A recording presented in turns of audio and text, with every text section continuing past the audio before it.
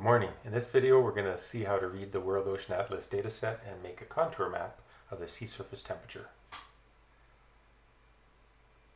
So after navigating to the website, I download the data temperature, the NetCDF format, 1 degree resolution.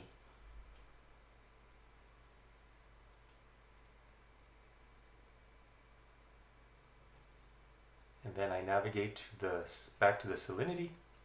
Same thing, NetCDF 1 degree resolution, and download that data set. Now those are both in my directory, so I'm going to make a script in my Atom text editor to make the contour map. Read the data, make the contour maps.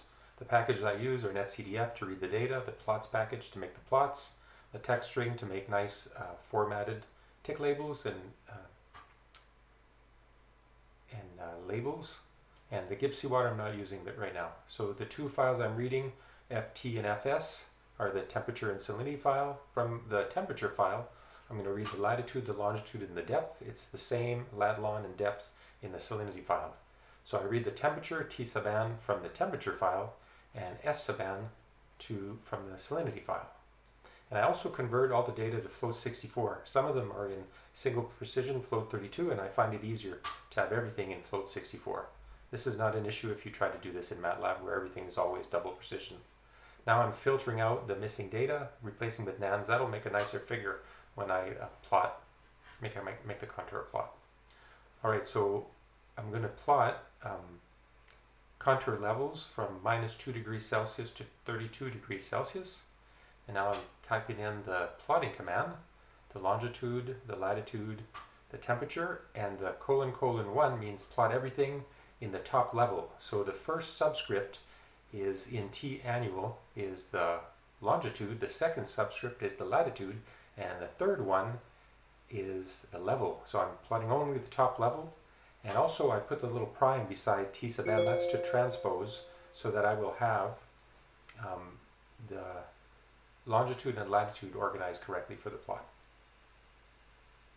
And these X ticks, I'm plotting every 45 degrees of longitude, and now I'm typing in all the LaTeX strings labels so that I'll have a superscript with a circle for the degrees and east and west for the tick marks. It's tedious, but it makes for a nicer figure. Same thing for the Y tick marks. I'm going to tick every 30 degrees of latitude. And now the formats. I accidentally put in commas in that string and it shouldn't be there, so I'm removing it. Right, now for the tick labels in the tech, starting at 90 degrees south all the way up to 90 degrees north in increments of 30 degrees. And for the equator, I replace the 0 with just an equator sign.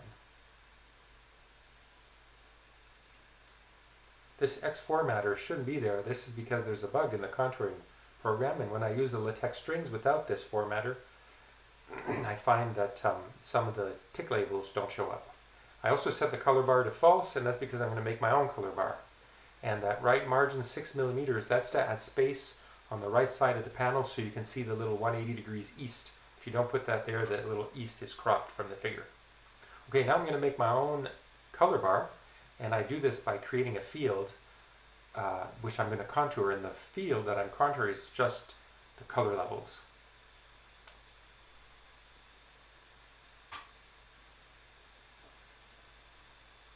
And I set the same color scheme, the balance scheme, and I put no Y tick marks. I'm going to have a horizontal color bar, but I do put X tick marks, which are going to be the values of the temperatures which I'm contouring.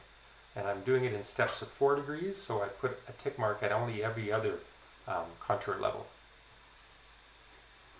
And I'm going to label these the color bar x-axis to be temperatures in degrees Celsius. And of course I don't want to color bar my color bar, so that's false. And I also put in the 6 millimeter margin so that it's aligned with the upper panel. And here I mistyped, so the two bugs, there was the levels mistyped, but also I forgot to put a comma in that little X. It should have been a column vector.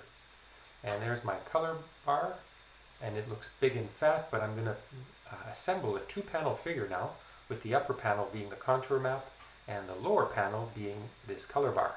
And I'm going to set the upper panel to be a big one, 96% of the figure, and only 0.05% will be the bottom color bar. And that produces this figure, which I can now save in a PDF, which you could in principle import in a document if you wanted. So with the save command, you just type in sst.pdf and it'll save it to the format based on the extension of the file name. Alright, now we're going to have a look at that figure.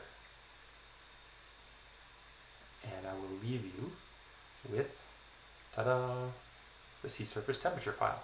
Thanks for watching.